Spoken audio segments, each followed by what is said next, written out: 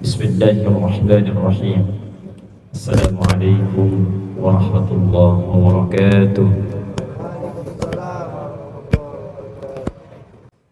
Hadirin sekalian, tuan-puan yang insya-Allah dirahmati oleh Allah Subhanahu wa taala, kita alhamdulillah masih diperkenankan oleh Allah untuk beribadah dan telah menunaikan solat maghrib berjamaah.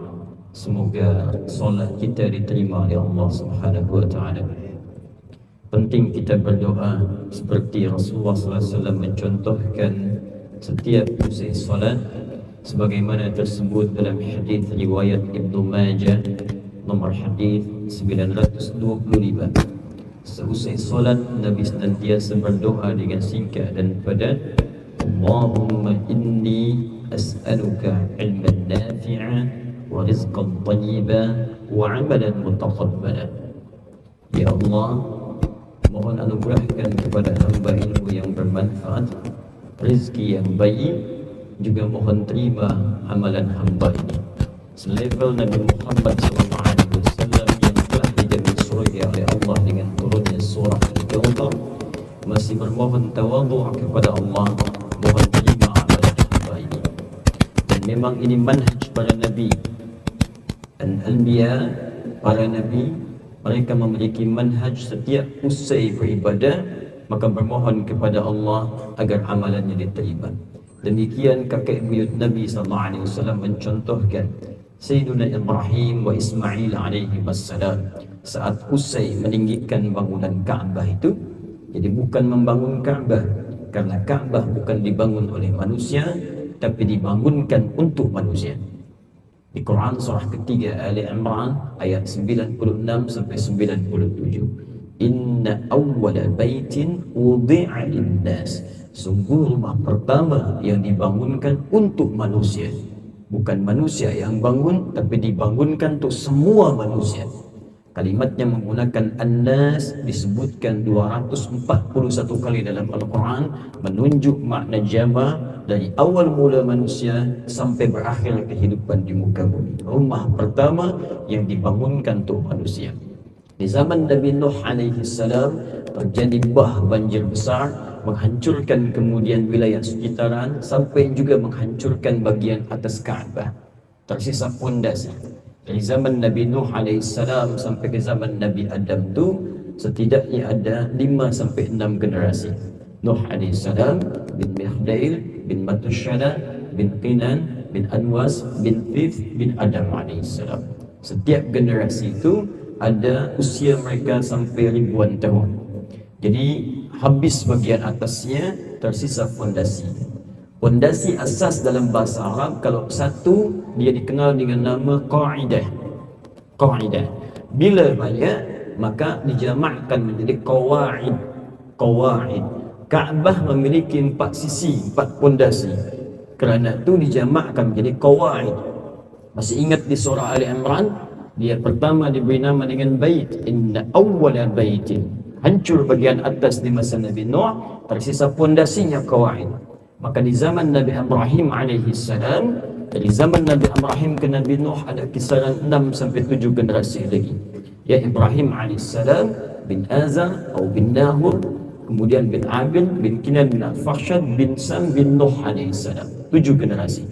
Maka diperintahkanlah oleh Allah Nabi Ibrahim dan Nabi Ismail untuk meninggikan kembali pondasi Ka'bah yang hancur di masa Nabi Nuh AS. Jadi bukan membuat bangunan, tapi meninggikan kembali. Meninggikan dalam bahasa Arab disebut dengan rafa'a yarfa', yang ditinggikan Ka'bah, bait, pondasinya qawa'id.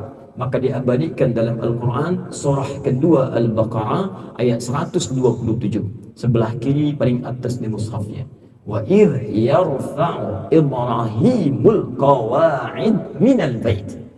Dan ingatlah, pelajarilah ketika Ibrahim alaihissalam dan Nabi Ismail alaihissalam diperintahkan oleh Allah untuk meninggikan kembali qawa'id, pondasi Ka'bah minal bait, dari Ka'bah yang hancur di masa Nabi Nuh itu.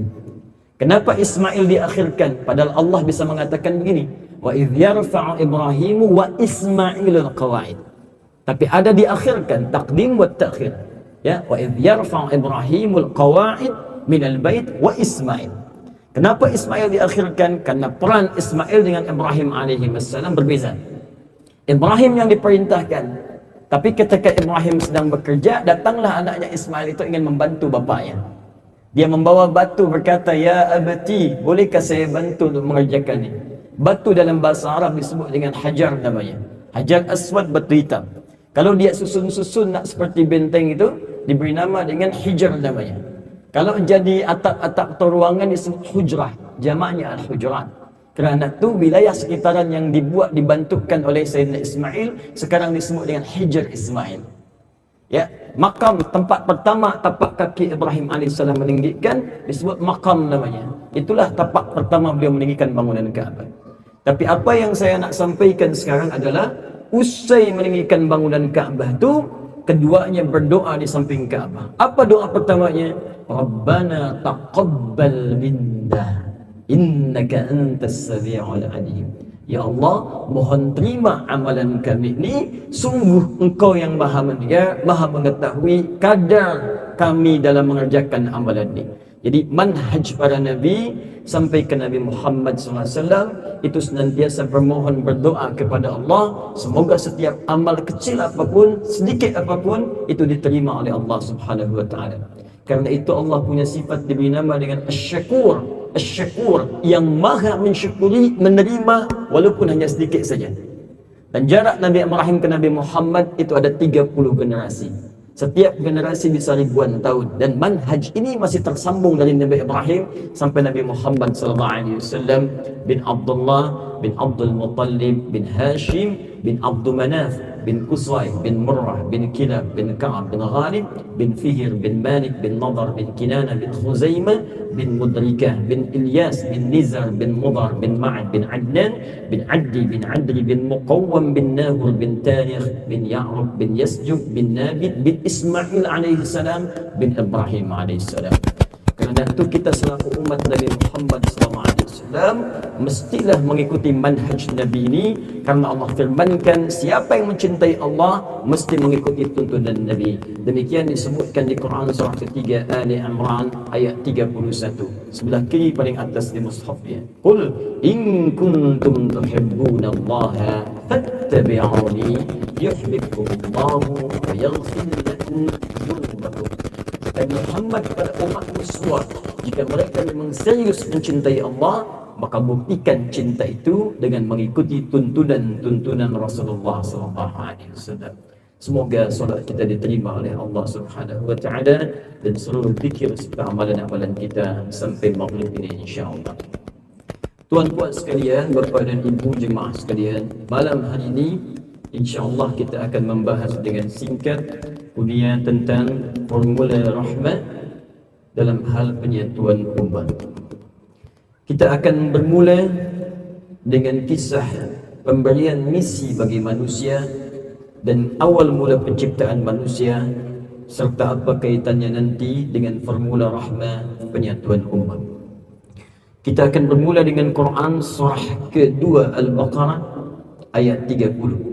Saya sangat senang mengambil dari Al-Quran dan Sunnah supaya kita ada argumentasi, ada dalil dalam membahas, sehingga kita yakin dengan mengamalkannya dan bisa memiliki argumen saat disoal oleh orang lain.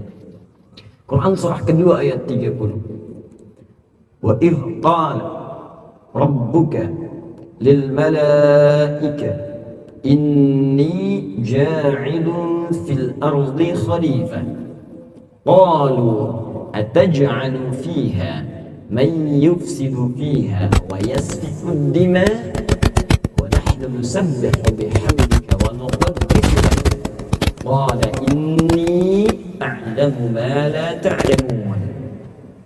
Perhatikan dengan baik ayatnya. Wa idh qala rabbuka lil malaika, ya Muhammad sallallahu alaihi wasallam, idh, ingatlah, bukan sekadar ingat.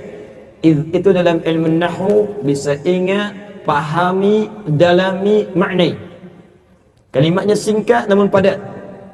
Seakan Allah ingin bercakap pada kita, pahami ya, pelajari dengan baik, kemudian dalami, ingat baik-baik. Bukankah saat mengingat kita kemudian mencoba menggali lagi apa yang telah lampau? Dihadirkan kemudian di masa kini. Ketika Rabb berfirman kepada malaikat, inni ja'ilun fil ardi khalifah, aku akan menetapkan seorang khalifah di bumi, memberikan kemudian misi pada makhluk tertentu. Misi jadi khalifah di bumi, bukan di langit tapi di bumi. Apa kemudian yang terjadi setelah itu? Saya tidak akan bahas dulu makna khalifah. Saya akan langsung masuk kepada intinya supaya terkait erat dengan bahasan kita. Kemudian malaikat bersoal, qala ataj'alu fiha may yufsidu fiha wa yasfiku dima. Ya Allah, kenapa engkau berikan misi khalifah itu kepada makhluk yang mungkin nanti dia akan merusak, bahkan bisa menumpahkan darah? Dia bisa berselisih paham, bahkan dia bisa kemudian bersengketa, bahkan dia bisa menumpahkan darah. Ada yang membunuh, ada yang kemudian berkelahi, ada yang macam-macam merusak dan menumpahkan darah. Saya nak tanya terjenak, saya nak tanya sejenak saja, apakah itu terjadi sekarang? Ada yang di muka bumi ini saling membunuh, menumpahkan darah? Ada. Ada yang merusak? Ada. Bahkan kotak infak pun di masjid dirusak. Ya, ada yang merusak dalam kehidupan, tanaman dirusak, haiwan dirusak, kantor dirusak, di rumah pun merusak, setiap tempat ada yang merusak. Wa nahnu nusabbihu bihamdika wa nuqaddisu lak. Qala inni a'lamu ma la ta'lamun. Kenapa yang dipilih itu bukan kami saja? Sedangkan kebiasaan kami tak pernah merusak. Kami bertasbih, kami memuji Engkau ya Allah, kami mentakdiskan Engkau. Apa jawab Allah saat itu? Malaikat, inni a'lamu ma la ta'lamun. Aku lebih tahu tentang hikmah penunjukan manusia menjadi khalifah, sedangkan kalian tidak mengetahui hikmah di balik itu. Pertanyaan pertama, mengapa malaikat bertanya kepada Allah dan seakan mengetahui bahawa manusia itu bisa merusak dan menumpahkan darah? Ada yang berkata, ada manusia sebelum Adam diciptakan dan sudah hidup di bumi. Ada yang berkata ada makhluk sebelum Adam yang juga merusak. Karena itu malaikat khawatir kalau ditunjuk bukan malaikat nanti merusak lagi di kemudian hari. Tapi ada di antara para ulama yang memberikan paparan yang sangat indah. Kenapa malaikat bertanya kepada Allah, ya Allah, kenapa kau jadikan khalifah di bumi yang mampu merusak dan menumpahkan darah? Kata para pakar tafsir yang lain, perhatikan indah sekali. Karena malaikat mengetahui ketika Allah menciptakan makhluk khalifah ini, makhluk ini diberi nama Bashar oleh Allah. Bashar. Buka Quran surah ke-15 ayat ke-28. Kalimat mulanya sama dengan Al-Baqarah ayat ke-30. Al-Baqarah ayat 30, wa idh qala rabbuka lil malaika. Quran surah 15 Al-Hijr ayat ke-28, wa idh qala rabbuka lil malaika. Perhatikan kalimatnya. Wa idh qala rabbuka lil malaikati inni khaliqum bashara.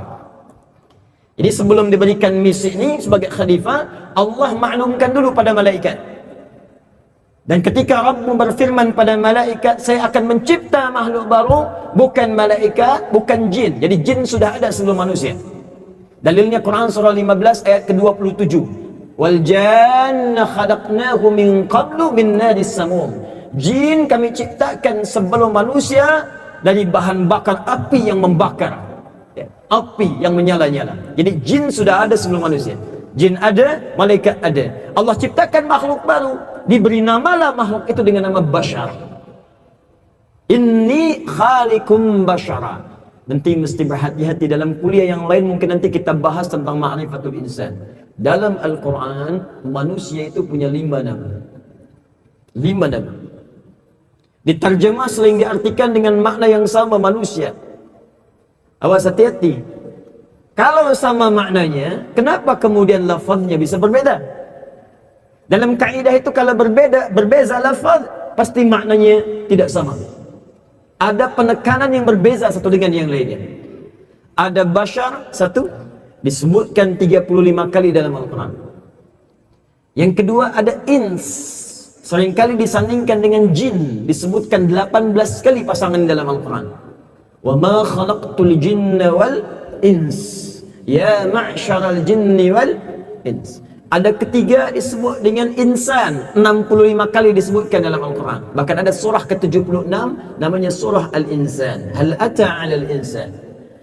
Yang keempat ada An-Nas, disebutkan sebanyak 241 kali dalam Al-Quran. Surah paling favorit, surah ke-114, Qul a'udzu birabbin nas. Kelima ada Bani Adam, disebutkan 7 kali dalam Al-Quran. Misal surah 7 ayat 31, ya Bani Adam khudhu zinatakum 'inda kulli masjid. Dan Masya Allah, begitu tepatnya diksi Al-Quran, bahasa Al-Quran, tidak pernah Allah memilih kata kecuali sesuai dengan konteksnya. Ketika mula mencipta manusia, Allah tidak menyebutkan insan, tidak pula ins, bukan an-nas, dan tidak pula Bani Adam. Allah firmankan, wa idh qala rabbuka lil malaikati inni khaliqum bashar. Apa itu bashar? Bashar itu secara singkat makhluk yang punya nafsu. Makhluk yang punya nafsu. Jadi malaikat tu saat dicipta, malaikat tak punya nafsu. Ni malaikat dicipta dengan bekal baik saja, namanya takwa. Jadi ada takwa, ada nafsu. Malaikat ni dicipta oleh Allah hanya dengan jiwa takwa saja. Kerana tu malaikat tak ada yang bermaksiat. Tak ada malaikat yang berbuat salah. Quran surah ke-66, ayat yang ke-6, paling kiri sebelah atas di mushaf. La ya'sunallaha ma amarahum wa yaf'aluna ma yu'marun. Tidak akan pernah ada malaikat yang bermaksiat kepada Allah. Begitu dia ditugaskan, maka seketika akan ditunaikan. Pernah dengarkan malaikat Jibril korupsi ayat? Tak. Pernah dengarkan malaikat maut terlambat mencabut nyawa? Tak. Kalau sudah tiba ajal, dia bertugas. Quran surah 32 ayat 11, paling kanan sebelah bawah. Qul yatawaffakum malakul mautil ladzi wukila bikum. Katakan Muhammad, pada setiap manusia akan datang malaikat maut, malakul maut, mewafatkan mereka bila tiba masanya. Kapan masanya tiba? Ajal. Quran surah ke-7 ayat 34. Walikulli ummatin ajal, fa idza jaa ajaluhum la yastakhiruna sa'atan wa la yastaqdimun. Setiap umat tu ada ajalnya. Bila tiba ajalnya, maka datang malakul maut mencabut nyawanya. Tidak bisa maju, tak bisa pula mundur. Jangan pernah ada orang terlintas ingin bunuh diri. Tak ada kerjaan tu. Kalau sudah tiba masanya wafat, ya wafat. Mau minum racun misalnya satu kontainer, belum tiba ajalnya, ya tak akan wafat dia. Ya. Sudah tugas malakul maut, tidak tertukar. Tidak pernah ada misal malakul maut mengatakan, Jibril, aku tak mau lihat orang ni, kau saja yang cabut. Tak. Jibril turunkan wahyu, malakul maut cabut nyawa. Semua sempurna dan tidak ada yang bermaksiat. Ini penting saya sampaikan, kerana nanti di kitab lain, di kepercayaan lain, ada yang menyebutkan nanti malaikat bermaksiat kepada Allah. Jibril berkongsi dengan iblis ingin melawan Tuhan. Nanti dalam kajian akidah itu ada dibahas di kitab-kitab lain. Tak, malaikat tak bermaksiat kerana jiwanya itu takwa. Lawan dari takwa itu nafsu. Ada satu makhluk yang dicipta oleh Allah dengan nafsu sahaja, tak punya dia takwa. Itulah haiwan. Haiwan dicipta oleh Allah dengan nafsu saja, dia tak punya takwa. Kerana tu jangan mencela hewan kalau dia berbuat salah. Karena memang hewan tak punya insting takwa. Coba lihatlah kuda bisa jalan-jalan di Putrajaya tanpa busana. Dia bangga ketawa-ketawa, ya jangan dicela. Kenapa? Karena hewan tak punya takwa. Besok nanti insya-Allah bulan depan kita ada Idul Adha. Diikatlah kemudian kambing ini depan masjid misal. Ada 2 kambing, betina dengan jantan. Masya Allah, datang waktu solat, hayya ala salah. Kalau syahwat pun tiba, dia takkan peduli dengan azan.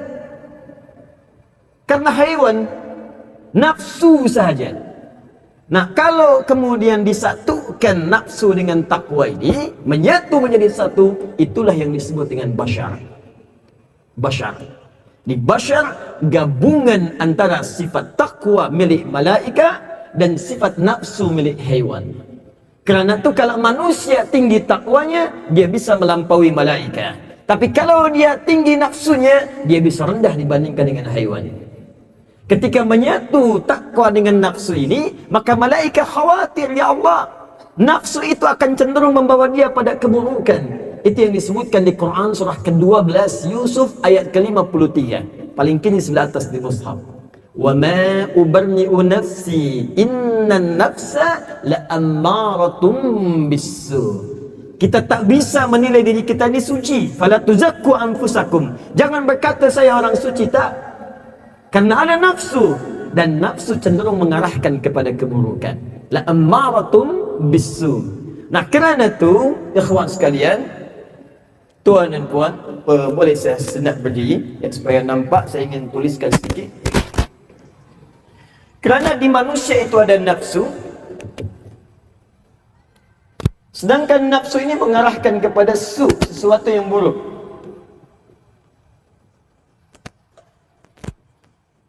Karena nafsu perannya mengarahkan pada sesuatu yang buruk, malaikat membaca, melihat. Khawatir karena manusia ini punya nafsu dalam dirinya, khawatir potensi nafsu ini muncul saat dia bertugas menjadi khalifah, sehingga nanti dengan itu berbuat banyak keburukan di muka bumi. Buruk. Jadi pebisnis, nafsunya tinggi, buruk. Jadi pelajar, nafsu tinggi, buruk. Jadi pejabat, nafsu tinggi, buruk. Itu yang menjadikan kekhawatiran dari malaikat. Itulah sebabnya nafsu inilah kemudian disebutkan oleh Allah Subhanahu wa taala dalam Al-Qur'an, "Ta ya malaika, aku lebih tahu dari apa yang kau khawatirkan, aku akan kirimkan satu sifat yang dengan sifat itu akan menjaga nafsunya." Itulah yang disebut dengan takwa namanya. Karena itu dalam Al-Quran takwa seringkali dipasangkan dengan nafsu. Ini ada nafsu, ini ada takwa. Buka Quran surah ke-91 ayat 7 sampai dengan ayat ke-10. Wa nafsin wa ma sawwaha fa'alhamaha fujuraha wa taqwaha. Fujur itu nama lain dari nafsu. Kalau nafsu itu jiwanya, fujur itu rambatannya. Jadi kalau dari nafsu ini ada sifat buruk merambat kemudian kepada fisik, maka rambatannya disebut dengan fujur namanya. Misal, nak beri contoh, dari nafsu ini merambat ke mata, mata menjadi melotot misalnya, seperti orang marah. Itu rambatannya ke mata disebut fujur namanya. Sampai di mata melotot itu su namanya. Nafsu merambat ke tangan, tangan ini rambatannya disebut fujur. Begitu memukul misalnya, itu su namanya. Maka nama lain dari nafsu itu disebut dengan fujur. Lawannya disebut dengan takwa. Nafsu dengan takwa sama disebutkan dalam Al-Quran, jumlahnya sebanyak 115 kali. Nafsu 115 kali. Kemudian takwa pun disebutkan sebanyak 115 kali. Masih ingat tadi? Yang punya jiwa takwa siapa? Malaikat. Malaikat disebutkan sebanyak 88 kali dalam Al-Quran. Lawan dari malaikat itu syaitan. Syaitan disebutkan sebanyak 88 kali dalam Al-Quran. Persis sama. Jadi syaitan mengarahkan kepada nafsu supaya bangkit jiwa buruknya. Malaikat kemudian mengilhamkan kepada takwa supaya naik nilai baiknya. Ini penting saya buka sebagai muqaddimah supaya kita paham dulu akan asas yang kita bahas sebelum kita berbicara dengan persatuan ummah. Ikhwah sekalian, ini puncak yang paling asas bahwa Allah sudah firmankan kepada kita sejak mula diciptakan, dalam diri kita ada takwa dan ada nafsu. Jika kita ingin yang baik-baik, maka tingkatkan takwanya. Jika kita kemudian unggul nafsunya, maka celakalah manusia karena dia akan didominasi oleh nilai-nilai keburukannya. Nah, pangkal persatuan itu terletak pada jiwa takwa. Jika takwa tidak muncul, didominasi oleh nafsu, maka itulah awal mula yang menjadikan manusia bercerai-berai. Lawan dari persatuan adalah perpecahan. Cerai-berai, pecah. Apa penyebab yang menjadikan manusia itu sering pecah, bertikai, berselisih satu dengan yang lainnya? Pangkal paling utama sebelum kita berbicara tentang contoh-contoh yang detail dalam bahkan kehidupan beragama, pangkal paling utama Karena banyak manusia tak mampu mengendalikan nafsunya. Di poin pertama. Kerana nafsu akan kedudukan, banyak orang bertikai, berpecah, tak bersatu.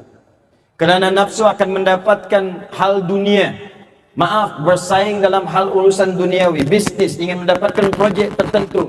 Ada yang saling menyingkirkan, ada yang saling menyungkurkan, bahkan ada yang saling merusak sampai dengan menumpahkan darah. Kenapa? Tak mampu mengelola nafsunya.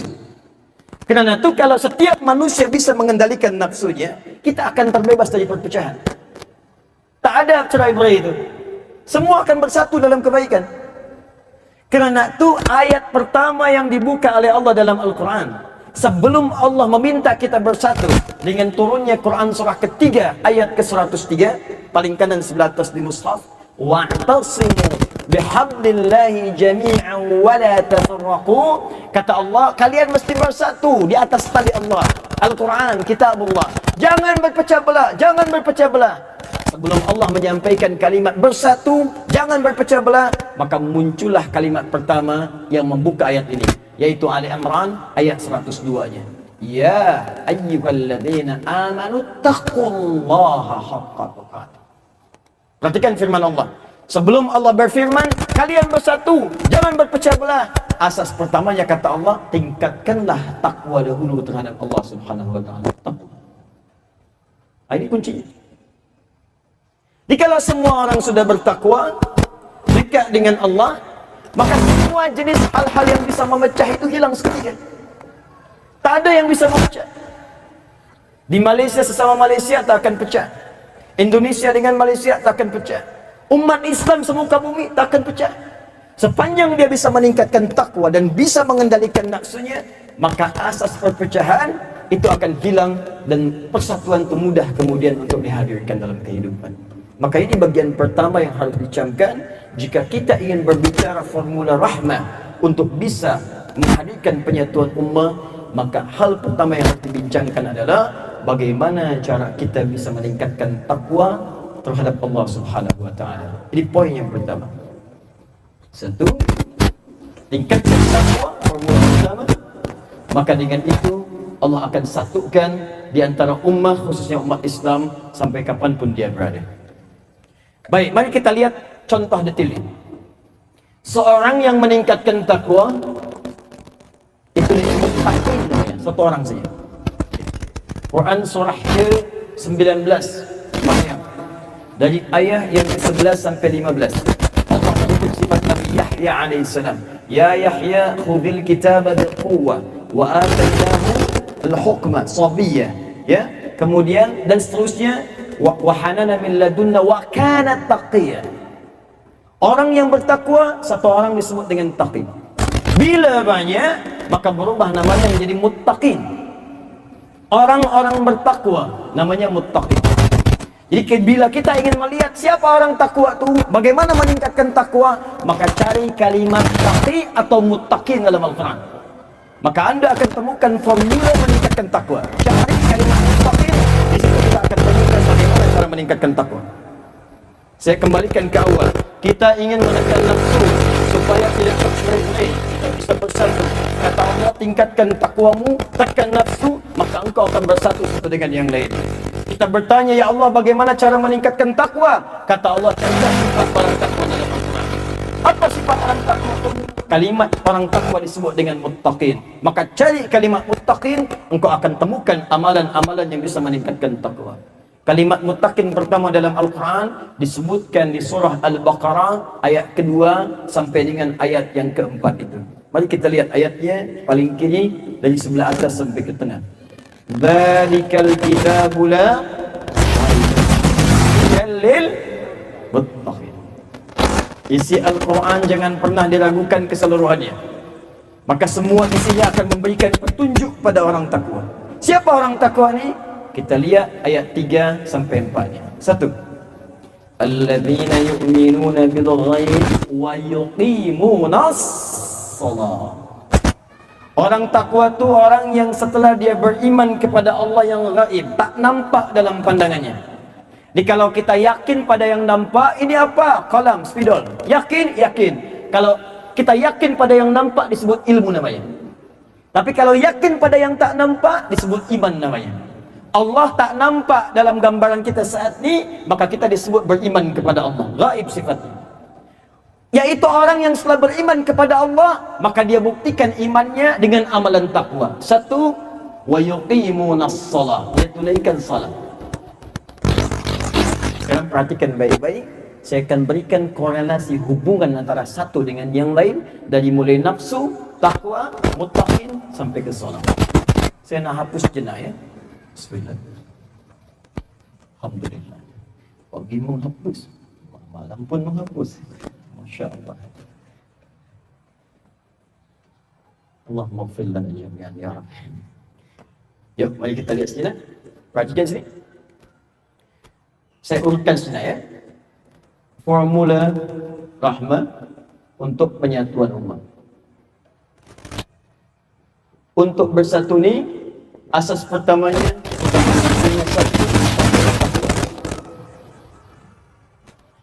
karena takwa sumber penyatuan. Lawannya nafsu, orang memiliki maksud yang tinggi, maka berpotensi untuk tercerai-berai. Takwa ini dimiliki oleh orang-orang yang memilikinya. Memiliki takwa disebut dengan muttaqin. Orang-orang yang punya jiwa takwa. Orang-orang yang punya jiwa takwa ini punya amal-amal saleh. Amalan pertamanya disebut dengan solat namanya. Solat. Sekarang fokus betul. Dalam Al-Quran kata solat itu disebutkan istilahnya dengan 3 jenis. Ada 3 bentuk. Pertama, bentuknya tunggal sahaja, singular, mufrad. Seperti ini tulisannya, as-salam. Ini bentuknya tunggal, sekali saja. Yang kedua, ada yang ditulis seperti ini bentuknya, as-salawat. Ada alif, lam, sad, lam, waw, alif, ta' maftuha. Seperti di Al-Quran surah kedua Al-Baqarah ayat 238. Ya, paling kanan sebelah atas di mushaf. Hafidhu 'ala as-salawati was-salati al-wusta wa qumu lillahi qanitin. Ketiga, ada yang dituliskan seperti ini, alif, lam, sad, lam, waw, ta' marbutah. Ini yang ketiga.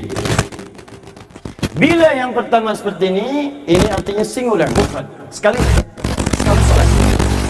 Bila yang kedua ini disebut dengan jam'un mahdud, bentuk jama' tapi terbatas. Tak boleh lebih, tak bisa kurang. Ya, tak boleh lebih, tak boleh kurang. Terbatas sifatnya. Dalam bahasa fiqh kalau disebutkan bentuk kedua ini, itu disebut dengan solat fardu namanya. Wajib. Karena solat fardu itu bentuknya jama', tapi tak boleh lebih dari 20. Hanya 5 saja. Subuh,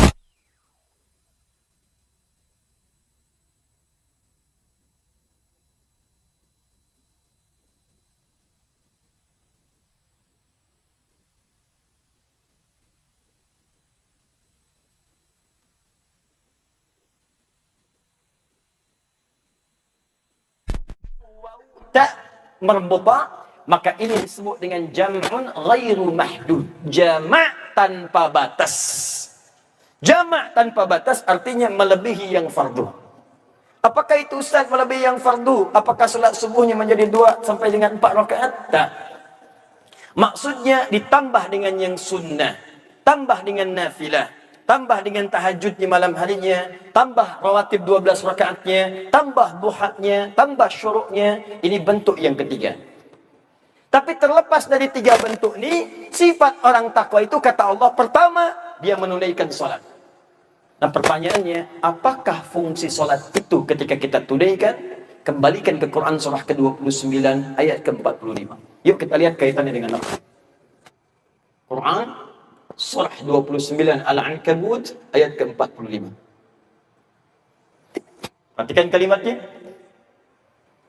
Utslu ma uhiya ilaika minal kitab wa aqimis salat. Innas salata tanha 'anil fahsya. Baik-baik. Kata Allah, sebelum kau salat, baca dulu, paham dulu. Ingat, utslu itu dari kata tilawah. Ada utslu, ada tilawah.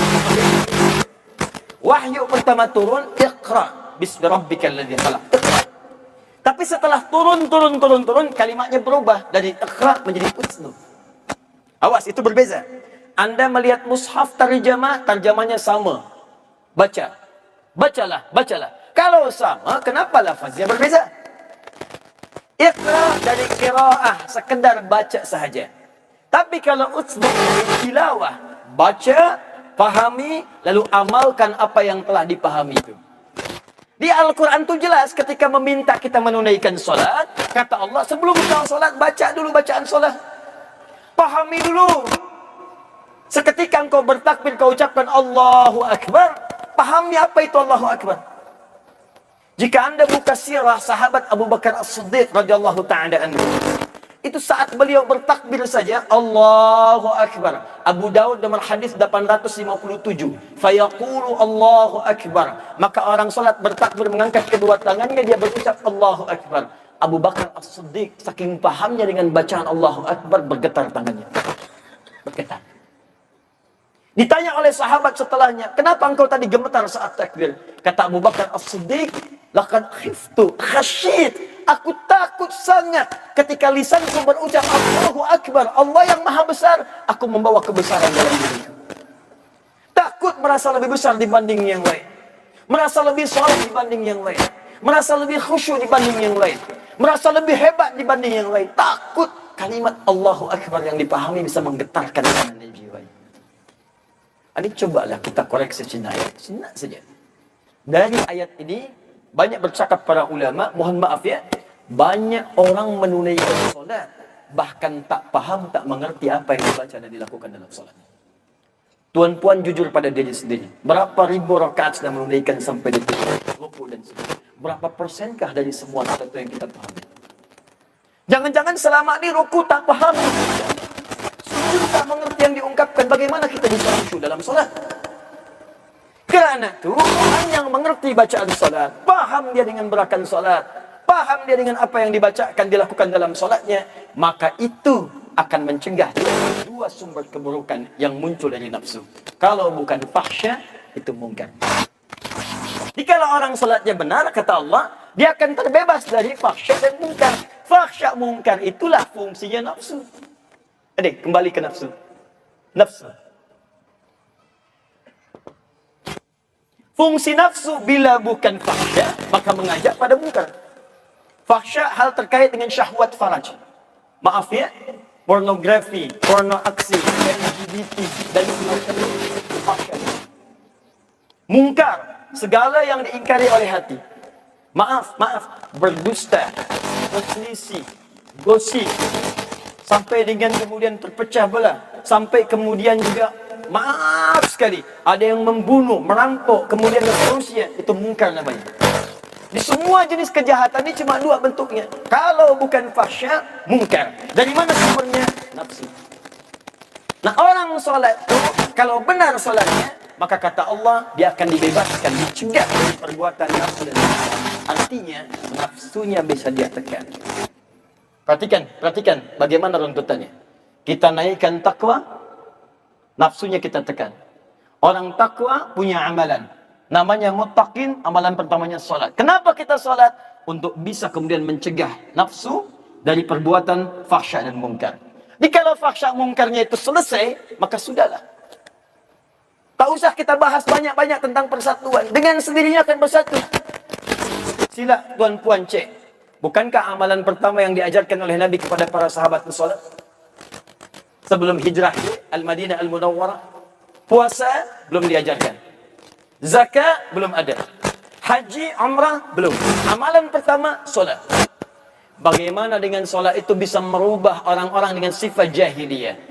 Maaf, pencela sudah ada sifat jahiliyah. Jadi bila ada pencela sekarang, dia terlambat. Penipu sudah banyak zaman jahiliyah. Bila ada penipu sekarang, dia terlambat. Maaf, pencopet, pembunuh, pezina, pemabuk banyak zaman jahiliyah. Macam Abu Jahal, Abu Lahab dan Abu yang lain, yang jelek-jelek. Sudah banyak. Jadi kalau ada yang datang sekarang, dia terlambat. Kuno dia. Klasik tu. Bilanglah kalau ada orang yang menipu, kau terlambat. Sudah ada Abu Jahal dulu. 15 abad yang lain.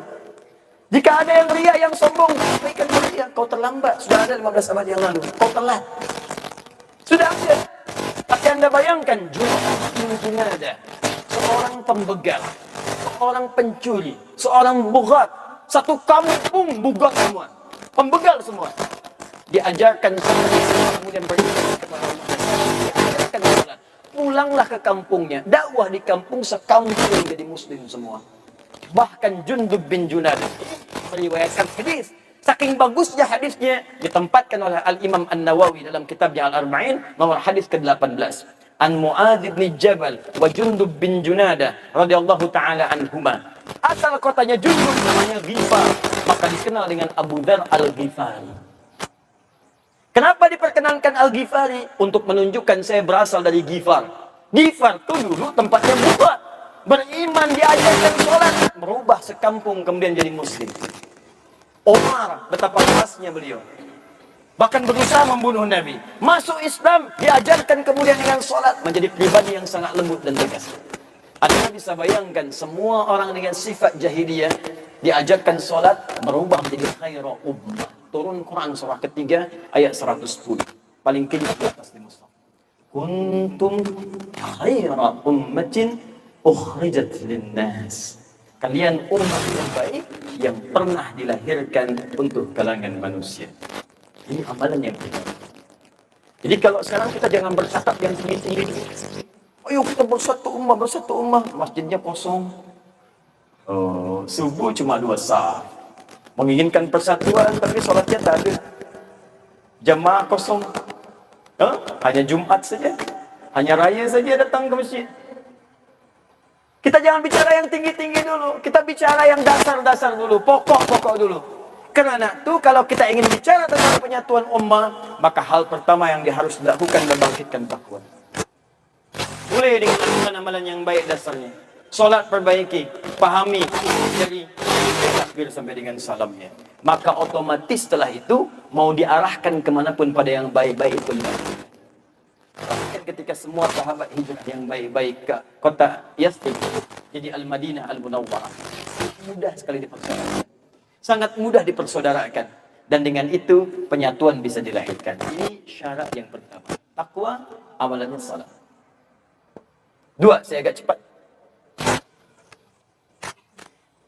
Sebelum masuk kepada yang kedua, saya akan turunkan manfaat-manfaat takwa yang bisa sangat berpengaruh selain pada penyatuan ummah, tapi kualitas kebaikan pada ummah. Karena maaf, bersatu tapi kualitasnya tak baik, untuk apa? Bersatu jadi berbahaya. Koruptor bersatu, wah, jadi ancaman. Awas, orang zalim bersatu. Fir'aun dengan Qarun, dengan Haman bersatu. Yang boleh kezaliman. Fir'aun rajanya, kemudian Qarun pengusahanya yang zalim, Haman itu intelektual. Tiga-tiganya bersatu, yang ada perbudakan. Jadi kalau semua bersatu tapi kualitasnya buruk, maka yang hadir adalah mafsadat dalam kehidupan dan madarat. Maka jika takwa kita naikkan, bukan sekedar umatnya mudah dipersatukan, tapi juga kualitasnya akan ditingkatkan. Mari kita lihat pelan-pelan. 1, bukalah Quran misalnya surah kedua di akhir ayat 282. Bukalah Quran misalnya surah kedua di akhir ayat 189. Bukalah Quran misalnya surah ke-65 di akhir ayat kedua sampai dengan ketiga. Bukalah Quran misalnya surah ke-8 ayat ke-29 dan seterusnya.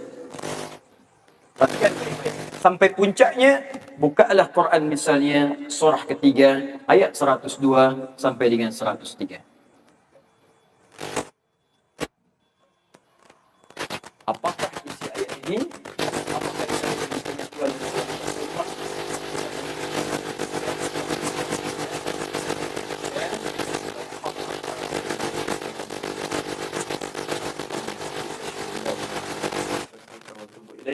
Assalamualaikum warahmatullahi wabarakatuh. Kita tutup sejenak.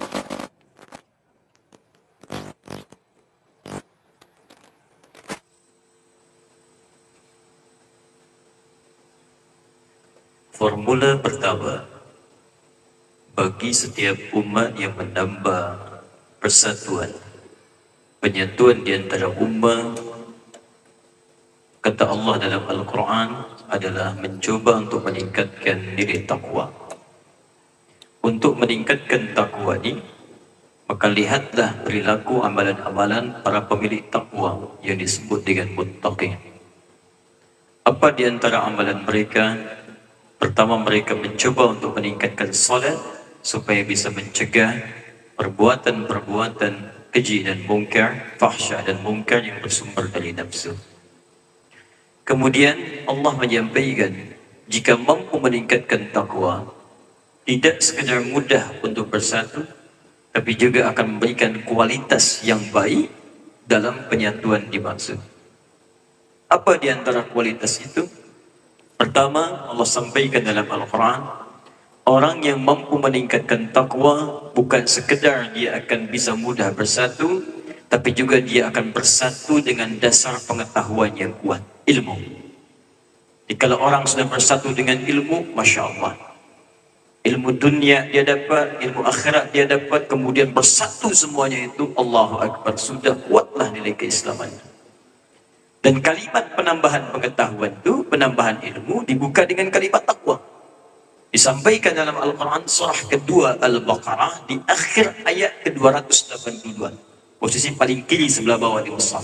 Wattaqullah wa yu'allimukumullah. Tingkatkan takwamu kerana Allah, maka Allah akan tambahkan, mudahkan untuk meraih pengetahuan. Jadi kalau ada misal di sini belajar atau tuan-puan yang sedang belajar, apapun itu, termasuk tadi pagi kita belajar menghafaz Al-Quran. Saya sampaikan, saya akan berikan satu rahasia bagaimana supaya dimudahkan bisa menghafaz Al-Quran. Rahasia pertama, tingkatkan takwa. Bila takwa meningkat, Allah sampaikan, maka ilmu akan dimudahkan. Mudah sekali. Dapat yang mudah, bahkan tak sulit. Nabi Muhammad SAW itu, beliau manusia paling takwa di muka bumi. Kata beliau, saya orang paling takwa di antara kalian. Tak ada yang mampu mengungguli ketakwaan Nabi SAW. Saya mau sampaikan satu hadis di Al-Bukhari, nomor hadis 2008 sampai dengan 2010, paling kanan sebelah bawah di kitabnya. Disampaikan oleh Sayyidah Aisyah, ya, an Aisyah ummil mukminin radhiyallahu taala anha. Dari Sayyidah Aisyah, semoga Allah meridai kepada beliau.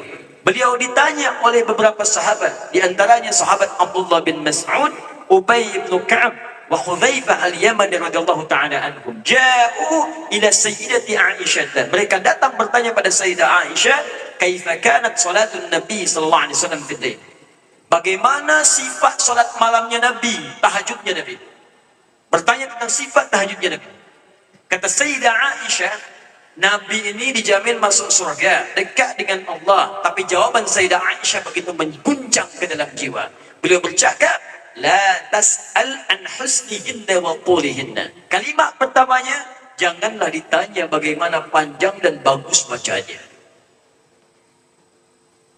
Panjang dan bagus bacaannya. Karena saya pernah solat di belakang Nabi. Bahkan pernah saya tertidur, kata beliau. Kemudian tersenggollah kemudian tangan beliau mengenai kaki Nabi sedang solat. Terlihatlah kaki Nabi sudah bengkak. Satu rakaat saja bengkak kakinya. Ahli surga solat satu rakaat kaki bengkak. Ada orang belum nampak jelas surganya, satu rakaat matanya yang bengkak. Ini kaki bengkak. Penasaranlah kemudian diikuti. Hudzaifah al-Yamani esok-esoknya solat di belakang Nabi. Saat solat itu rakaat pertamanya Allahu Akbar. Kata Hudzaifah al-Yamani, tak ada solat paling indah kecuali di belakang Nabi SAW. Ketika beliau membaca ayat surga, maka serasa kita ingin cepat masuk ke surga. Membaca ayat neraka, Nabi berhenti bermohon, ya Allah jauhkan umatku dari neraka. Tak terasa rakaat pertamanya 100 ayat surah Al-Baqarah. 100 ayat Al-Baqarah, rakaat pertamanya. Abdullah bin Mas'ud datang mengikuti esok harinya, ingin berada di belakang Nabi. Kata beliau, nikmat sekali solat di belakang Nabi. Aku kira 100 ayat akan rukuk, ternyata berlanjut Al-Baqarah 286 ayat, rakaat pertama. Aku kira akan rukuk, berlanjut ke Ali Imran 200 ayat. Aku kira akan rukuk, berlanjut ke An-Nisa 176 ayat. Baru kemudian rukuk setelah 5 juz 4 halaman. Esok harinya 3 orang itu tak ikutan lagi. Kata Abdullah bin Mas'ud, bukan aku lelah, penat, bukan. Tapi aku seringkali menduga, apakah di sini akan beliau rukuk? Apakah di ayat ini akan rukuk? Aku khawatir tak khusyuk pada diriku, lalu aku memutuskan berpisah dengan Nabi dalam salat malamnya. Bayangkan, dalam manusia takwa ini hadir kemudian peningkatan amalan. Malamnya bisa menunaikan salat sunnah sampai bengkak kakinya. Padahal hanya sunnah hukumnya. Walaupun sebagian ulama mengatakan bagi Nabi itu wajib hukumnya, tapi bisa bengkak kakinya. Kerana itu Nabi Isa alaihi salam menyebut beliau dengan nama Ahmad. Satu-satunya rasul yang menyebut beliau dengan nama Ahmad diabadikan dalam Al-Quran ke Nabi Isa alaihi salam. Ada dalam Quran surah ke-61 ayat yang ke-6, paling kiri sebelah atas dan besar. Wa mubasysyiran bi rasulin ya'ti min ba'di ismuhu Ahmad. Jadi Nabi itu disebut 2 nama dalam Al-Quran. Ada Muhammad disebutkan 4 kali. Quran surah ketiga ayat 144, Quran surah ke-33 kemudian ayat ke-40, Quran surah ke-47 dengan namanya ayat yang kedua, dan Quran surah ke-48 ayat ke-29. 4 kali disebutkan dengan nama Muhammad. Sekali disebutkan dengan nama Ahmad. Kalau disebutkan dengan nama Muhammad, itu sirah mubalaghah, superlatif dari kata Mahmud. Artinya yang punya sifat baik secara sosial. Sosial. Dengan manusia, baik. Dengan haiwan, baik. Dengan tumbuhan, kata Nabi, jangan injak tumbuhan. Jangan cabut tumbuhan sembarangan, walaupun dalam suasana perang. Dengan haiwan, tajamkan tu pisaunya. Jangan berikan rasa sakit pada hewan saat disembelih. Dengan hewan saja, perhatian luar biasa. Jika ada hubungan dengan Allah secara vertikal, hubungan dengan Allah, baik dari satu jenis, maka disebut dengan hamid namanya. Kalau kebaikannya banyak, rajin tahajud, rajin puasa pula, rajin baca Al-Quran, maka berubah jadi sirah mubalaghah, Ahmad namanya. Nabi Isa itu, Yesus Al-Masih, beliau punya kemiripan dengan Nabi Muhammad SAW dalam sifat sosial, punya ajaran kasih. Karena itu orang pada masa itu menduga ini Nabi yang terakhir. Karena di kitab diramalkan ada Nabi terakhir punya sifat kasih. Kata Nabi Isa, bukan saya Nabi yang terakhir. Akan datang lepas saya Nabi yang sangat hebat. Walaupun dijamin surga, tapi ibadahnya tak mampu disaingi oleh Nabi-Nabi sebelumnya. Dialah Ahmad. Karena itu disebutkan dengan sifat Ahmad, bukan Muhammad. Muhammad punya sifat takwa luar biasa. Nah, sifat takwa inilah yang menjadikan Allah cepat memberikan pengetahuan kepada Nabi SAW. Perhatikan Quran surah 75 ayat 16 sampai 18, paling kanan sebelah bawah di Musaf. Ketika Nabi mula bertalaqi Quran pada malaikat Jibril, kemudian beliau ingin cepat menghafazkan Qurannya, lalu cepat menggerakkan lisannya. Ini kebiasaan penghafaz Quran, bila ingin cepat hafaz, dia cepat menggerakkan lisan. Alif lam mim dzalikal kitabul la raiba fihi cepat sekali. Maka apa yang terjadi? Turunlah ayat. La tuharrik bihi lisanaka lita'jala. Inna 'alaina jam'ahu wa qur'ana. Fa idza qara'nahu fattabi' qur'ana. Ya Muhammad, janganlah engkau cepat bergegas menggerakkan lidahmu, lisanmu untuk cepat bisa menghafazkan Al-Quran. Engkau itu manusia takwa, engkau dekat denganku. Jangan terlampau lelah penat kau untuk menghafazkan Quran. Biarkan kami yang tanamkan Quran dalam jiwamu. Tugasmu ikuti saja bacaan malaikat ini, ikuti. Jadi sekali baca, hafaz. Karena Allah tanamkan kemudahan dalam jiwanya. Kenapa ditanamkan kemudahan? Karena nilai takwanya luar biasa. Berlakulah makna ayat ini. Wattaqullah wa yu'allimukumullah. Karena itu Imam Al-Bukhari menjadikan hafazan ilmu pengetahuan dengan dasar takwa ini ditempatkan di kitab sahihnya. Sahih Al-Bukhari, kitab nomor 3, Kitabul Ilmi. Kitab Badul Wahyi, Kitabul Iman, Kitabul Ilmi. Apa syarat pertama untuk mendapatkan peningkatan pengetahuan? Takwa. Karena itu orang-orang dahulu, para sahabat, tabi'in, ulama-ulama salih, amalan pertama yang mereka kerjakan sebelum mereka hendak belajar, mendapat pengetahuan, maka mereka mencoba meningkatkan takwa kepada Allah. Sila dicek. Ibn Sina, Al-Kindi, Al-Farabi, Al-Ghazali, Al-Khawarizmi, semua bermula dari memperbaiki solatnya dahulu. Solat. Masih ingat hadis Nabi? Jika seorang anak tumbuh kemudian usia 7 tahun, maka ajarkan mula pertama solat. 10 tahun dia masih sulit untuk solat, berikan pelajaran yang membuat dia mengerti. Solat. Kenapa mesti solat? Bukan sekedar baik, supaya dia cepat mendapatkan pengetahuannya. Sila dilihat, hampir semua orang yang solat kemudian menghafaz Al-Quran dan dia menemukan pengetahuan dalam Quran. Siapakah penemu atom? Bukan John Dalton. Yang menemukan atom Jabir ibn Hayyan ketika membaca surah Al-Hadid, surah ke-57. Sampai ke ayat 25 sampai 26. Wa anzalna al-hadid. Lalu dia melihat, oh ini ada hadid besi turun dari langit. Saya sebelum datang ke Malaysia, saya berkunjung ke Museum Geologi. Ada meteor, kemudian batunya jatuh di wilayah-wilayah di muka bumi. Ternyata sebagian meteor itu isinya besi.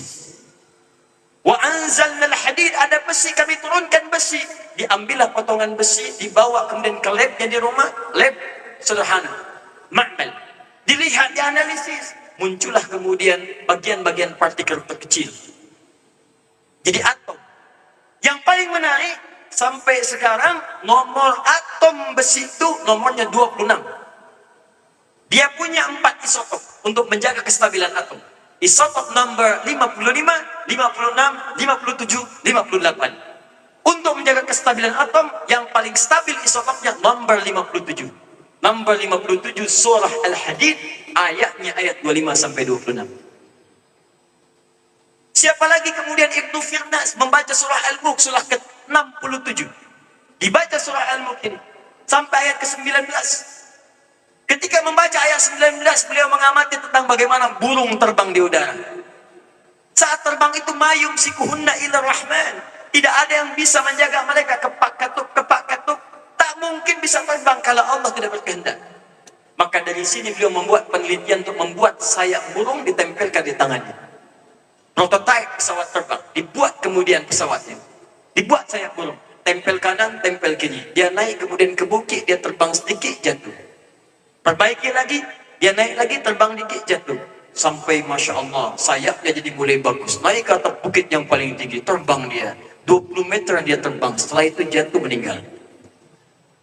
Bukan karena meninggalnya, tapi dia mewariskan asas pengetahuan yang dimulakan dari dasar takwa, dari kajian Al-Quran dan salat.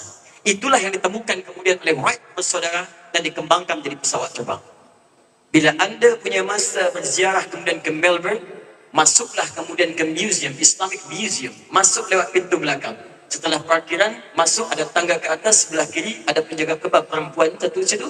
Lurus saja, dari lurus itu ada satu ruangan, lihat ke atas, tengok atas. Di atasnya ada prototipe Ibn Firnas yang sedang mengembangkan sayapnya. Dulu macam tu, semua orang tu bergerak dari takwa. Dan semua bersatu. Ulamanya, umarahnya, negerinya makmur. 7 abad di Spanyol, kemajuan pengetahuan, kemajuan teknologi, semua bersatu, mudah dipersatukan ketika mereka mengambil asas takwa. Al-Quran ditinggalkan, takwa diturunkan, hancur lebur pada masa itu. Selesai. Sampai terjadi perjanjian Tordesillas tahun 1494. Selesai. Tapi apa hubungan dengan kita saat ini?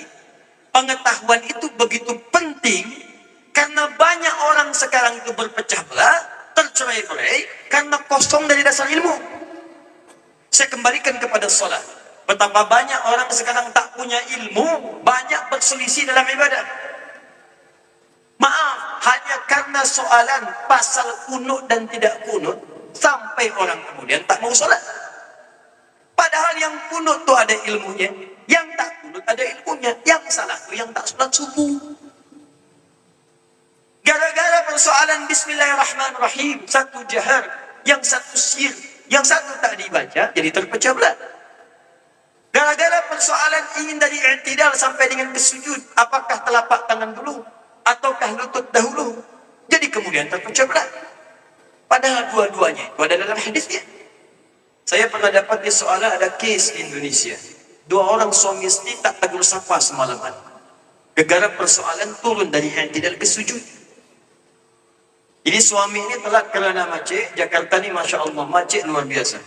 Ya, Beza dengan Putrajaya ni, seakan lenggang saja. Jakarta macet.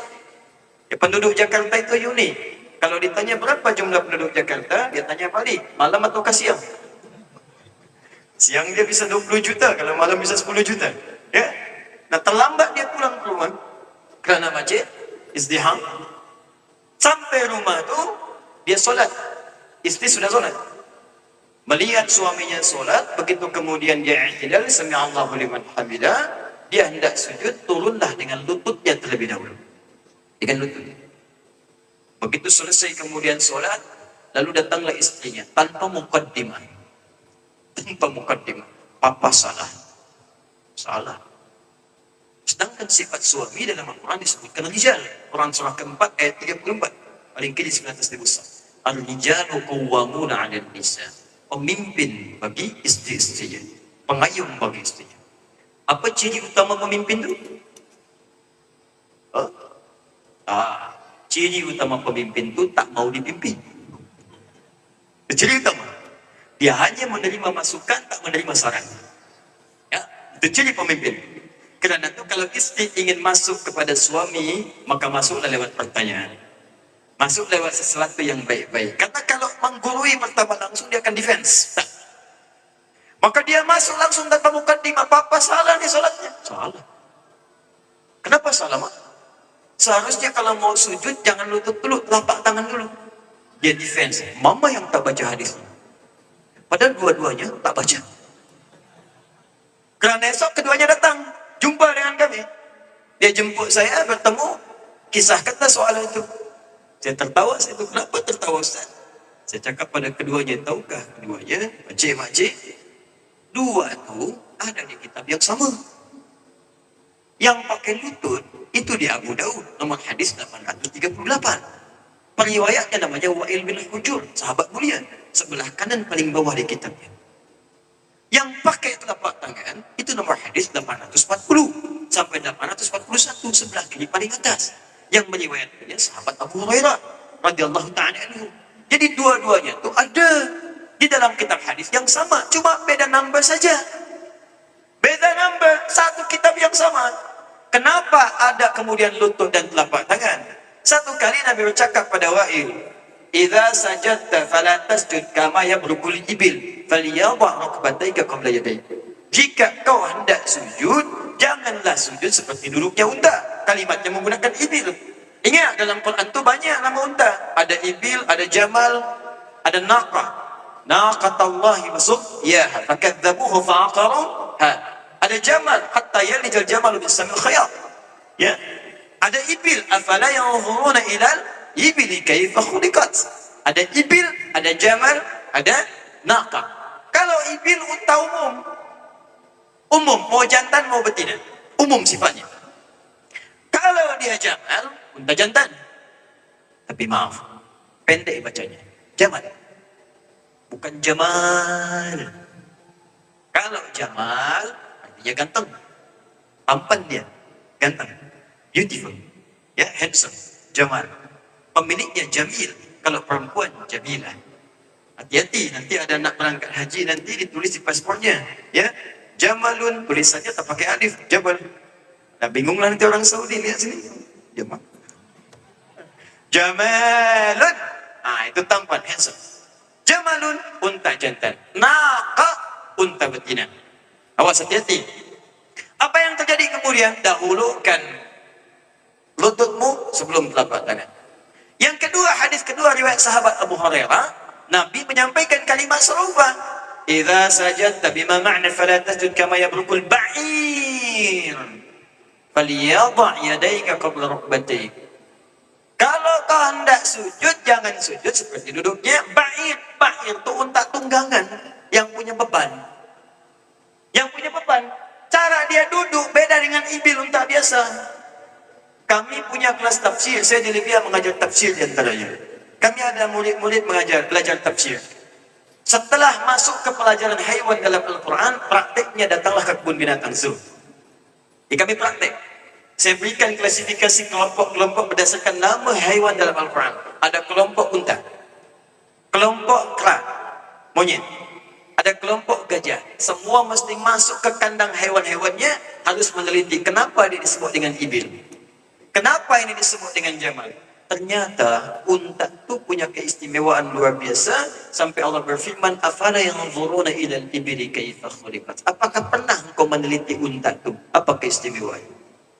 Unta satu-satunya haiwan yang punya selaput di matanya macam pelindung. Dan dia bisa kebal dengan badai. Karena itu orang Arab bercakap dia itu safinatus sahra, kendaraan paling hebat di padang pasir. Ada badai, dia lewat saja, tak berpengaruh baginya, jalan. Anda bawa Ferrari, Lamborghini itu, tak ada pengaruh. Begitu ada badai, berhenti. Unta, dia jalan saja, tengok kamu, lewat. Unta. Kerana itu orang-orang Arab punya syair khusus untuk unta. Kalau dia pengen santai, dia bikin syair dengan rubucat tawil.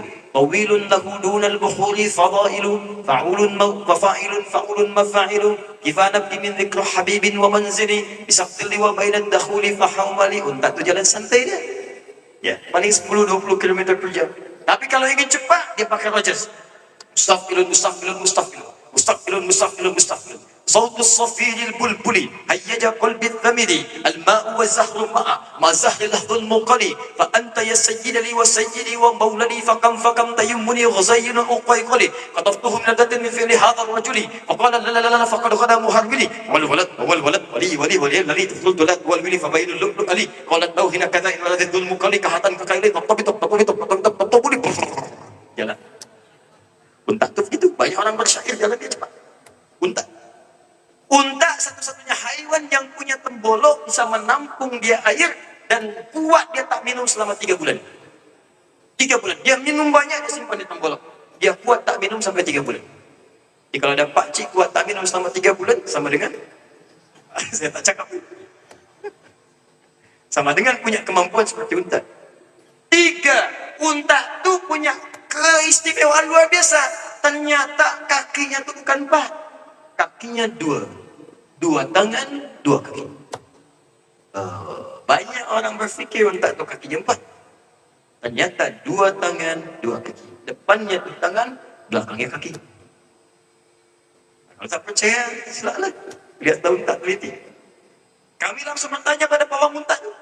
Unta itu kakinya 2, tangannya 2, depan tangan, belakang kaki. Ternyata kalau dia punya beban di pundaknya, ada orang tunggang atau barang dagangan ada di atasnya, maka dia akan dahulukan apa? Dia akan dahulukan lututnya terlebih dahulu, kaki bagian belakangnya. Kalau tak ada beban, bagian depannya dia dahulukan. Karena itu Nabi bercakap, ibil untuk mendahulukan lutut. Jangan sama dengan ibil, karena ibil tak punya beban. Tapi ketika menyebutkan ba'id, dahulukan telapak tanganmu, jangan lutut. Seperti unta. Apa kaitannya dengan tadi? Ini saya mau bercakap. Wa'il itu sahabat mula-mula yang masuk Islam. Di awal masa Islam masuk Islam. Sedangkan Nabi di awal-awal masa sholat itu masih kuat fisiknya. Kuat fisik. Ikut perang Badar, ikut perang Uhud, sholat. Beliau dahulukan lututnya. Abu Hurairah itu nama aslinya Abdurrahman. Abdurrahman bin Sahar. Nama aslinya lagi Abu Syams. Mulanya Majusi. Pindah kemudian convert dia ke Kristen. Tak puas dia mendengar ada Nabi di Madinah, masuk Islam tahun ke-7 Hijrah. 3 tahun sebelum Nabi wafat. Usia itu sudah 60 tahun. 60 tahun sudah sepuh. Dalam hadis-hadis diriwayatkan beliau bermasalah dengan kakinya. Saya nak tanya nih, kalau udah sepuh-sepuh itu masalah apa pertama yang ada menimpa? Kaki kan? Kaki, umumnya kaki. Karena itu banyak hadis menyebutkan Nabi di masa-masa akhirnya itu sering bersandar kemudian. Kadang sambil duduk, karena ada masalah di kakinya. Karena itu menyampaikan ke Abu Hurairah, kalau kau hendak sujud, jangan seperti unta yang punya tunggangan. Maksudnya sudah ada beban. Kalau tak sanggup dengan lutut, gunakan telapak tangan. Jadi ada ilmu dalam fikih disebut al-jam'u wa taufiq. Kalau ada 2 hadis menyampaikan seolah-olah berlawanan, maka pertemukan 2 hadis itu, cari asbab wurudnya. Pertemukan, ternyata keduanya kemudahan. Bila kamu mampu menggunakan lutut, gunakan lutut. Ada masalah di lutut, gunakan telapak tangan. Tak harus sepuh. Karena ada anak muda pun lututnya bermasalah. Dia pemain soccer tuh, main bola. Lalu kena tackle, dia jatuh lah. Muhammad Salah di tackle misalnya, jatuh. Ya. Saya hafaz lah itu. Saya tahu Frank Lampard pindah ke Chelsea pun saya tahu. Neymar mau balik ke Barcelona saya tahu. Ya, saya hafaz insyaAllah. Apakah nonton? Tak. Itu apa buang-buang waktu. Tapi saya hafaz. Ya, Barcelona juara 1 kemarin, hafaz saya. Liverpool nomor 2 kemarin, kalah sama Manchester City, hafaz. Tapi dia menang di champion. Ya, semula dia dikalah 3-0, kemudian dia menang 4-0. Berjaya dia, saya tahu. Pelatih Jurgen Klopp, saya tahu. Ya. Tapi apakah nonton? Tak. Messi kartu merah kemarin saya tahu 2 kali dia kena kartu merah selama hidupnya dengan Mendes, kemudian di menit ke-37 menit 37 hafaz saya. Nonton tak? Buang-buang waktu. Apa yang bisa kita tengok esok, kenapa mesti kita tengok sekarang? Malam buat tahajud saja. Ya, ada anak muda pun kena, bisa dia. Kalau dia kena cedera, dia gunakan telapak tangannya. Jadi tak semua orang menggunakan telapak tangan di sujud dia mesti orang tua. Allahu Akbar, Sami'allahu liman hamidah. Turun dia Allahu Akbar pakai telapak tangan, dia masih muda tengok orang tua ni. Bukanlah itu seperti itu. Bila kau mampu dengan lutut, sila. Tak mampu telapak tangan, silakan dua-duanya kemudahan. Tangan betul, lutut betul. Yang salah apa? Pakai kepala duluan. Jadi baliklah ke sini. Jika orang tu punya sifat takwa yang baik, dia akan belajar, senang dia belajar. Datang ke majlis ilmu, dia belajar. Di semua asas dari amal solehnya, solatkah itu, puasakah itu, hajikah itu, semua dia dasarnya dengan dasar pengetahuan. Kerana itu jangankan bersatu, kualitas persatuannya itu luar biasa. Tengok orang yang pergi haji saja. Berapa persen di antara mereka yang paham, mengerti dan punya ilmu dalam ibadah haji? Berapa banyak orang tawaf cuma sekedar berputar-putar saja? Labbaik Allahumma labbaik, labbaik Allahumma, tapi tak paham apa yang dikerjakan. Banyak seperti itu. Bahkan berdoa pun tak paham apa yang dibacakan. Padahal doa tawaf itu yang sudah cuma 2. Yang lainnya bebas. Yang pakai bahasa Arab cuma 2. Pertama dari Hajar Aswad sampai dengan ke Maqam Ibrahim. Subhanallah, Alhamdulillah, wa la ilaha illallah. Kedua dari Rukun Yamani sampai ke Hajar Aswad. Itu pun kita hafaz. Rabbana atina fid dunya fil akhirati hasanah wa qina adzabannar. Antara Maqam Ibrahim sampai dengan ke Rukun Yamani bebas, boleh kita berdoa dengan bahasa Melayu ke, Indonesia ke, bahasa Inggris ke, sila. Ya pun boleh, sila. Boleh bebas berdoa. Nanti ada rahasia. Kapan mungkin lain waktu ada masa kuliah, saya akan terangkan rahasianya. Itu ada rahasia di surah Maryam, surah 19, ayat 49 sampai dengan ayat 50. Siapa yang bisa mengikuti Ibrahim dalam hal tawaf itu, Allah jamin akan jawab semua doa yang dia mohonkan pada saat itu. Kerana itu kita ucapkan sampai maqam Ibrahim. Subhanallah, Alhamdulillah, wa la ilaha illallah, Allahu Akbar. Ada rahasianya. Siapa bisa mengerjakan seperti Nabi Ibrahim, maka Allah akan kurniakan seperti Allah jawab doanya Nabi Ibrahim. Wa wahabna lahu Ishaq. Begitu memohon, Allah sampaikan kamu akan punya anak namanya Ishaq. Ishaq itu anaknya Sayyidah Sarah. Sarah itu divonis secara medis tak mungkin punya keturunan karena menopause dan mandul. Begitu mengamalkan kalimat subhanallah, alhamdulillah, wa la ilaha illallah, Allahu akbar, maka dianugerahkan wahabna lahu Ishaq. Karena itu boleh kita baca pakai doa kita. Bebas kita bisa baca dengan bahasa kita boleh. Anda yang punya persoalan misalnya pekerjaan, mohon ya Allah mudahkan, berikan rezeki yang halal. Punya masalah di rumah tangga, ya Allah lepaskan dari persoalan. Boleh minta. Masya Allah. Saya pernah bertugas tu di Makkah tahun 2010. Ada orang minta, hebat. Pakai bahasa dia bagus. Tapi tak harus caranya serupa. Dia datang minta, dia orang Indonesia. Dia cakap, ya Allah, hamba datang ke sini sampai ke Makkah. Hamba ingin minta jodoh, ya Allah. Hamba belum nikah. Sampai datang ke depan Kaabah ni. Tiba kemudian ada perempuan ni, kisah nyata. Datang perempuan, tinggi besar, putih, hidung mancung. Dia tunjuk pula, seperti ini ya Allah. Dia beri contoh tu. Tapi dia pulang dari haji tu, menikah dia. Walaupun bukan dengan yang tadi. Ada seorang lagi, dia dekat ke, apa namanya, mustajab dia, tempat mustajab di situ. Antara Hajar Aswad dengan pintu Kaabah, multazam. Sampai dekat-dekat dia berjuang. Ya Allah, engkau tahu hamba banyak hutang ni, ya Allah. Hamba kesini pun berhutang. Kalau tak percaya, ini catatannya ya Allah. Dia tempel begini. Nyata, orang itu benar walaupun caranya mungkin menggelikan tu kita. Bisa dia buat kita tawa atau senyum. Tapi dia benar, dia memohon apa yang dia butuhkan. Banyak orang bawa buku catatan doa dan doa itu bukan kebutuhan dia. Kenapa tak minta apa yang Tuhan butuhkan? Kenapa tak mohon apa yang Tuhan butuhkan? Mintalah pada Allah. Ada sa'i nanti, ada wukuf yang semua ada maknanya. Bagaimana kita berbincang dengan sesuatu yang tinggi itu penyatuan yang dasar pun kita tak faham. Jadi walaupun bersatu tak ada kualitas. Kena tu banyak umat Islam bersatu pecah lagi. Sedikit Palestin kemudian dizalimi. Oh, jalan semua bersatu ke depan, cuma di jalan saja. Setelah itu pecah lagi. Ya fahamlah Zionis sudah, paling esok lusa pecah lagi. Biarkan saja, hanya tonton saja, besok lusa pecah lagi. Kenapa? Karena tak ada dasar ilmu, tak ada kualitas. Ini poin pertama. Ini yang kita butuhkan sekarang. Ayo belajar yang tinggi. Bangun bangsa, bangun kerajaan, bangun negara dia. Kemudian bersatu. Ayo bangkit semua. Bangkit. Ekonomi mesti hebat. Belajar. Ya, kita bersinergi dulu. Tahun-tahun lepas orang Malaysia banyak belajar ke Indonesia. Sekarang Indonesia belajar ke Malaysia. Tak apa, kita bersatu bersinergi. Hadirkan kemudian kekuatan di ekonominya, di politiknya, di macam-macam. Maju kita. Ya. Kenapa sulit kita bersatukan? Karena dasar takwanya. Belum senafas kita satu dengan yang lain. Kalau sudah senafas, Masya Allah, indah sekali. Indah. Nah, ini bagian pertama. Ilmu pengetahuan juga terkait dengan dasar-dasar fikih. Berapa menit lagi ni saya diperiksa tadi? Masih ada masa ya?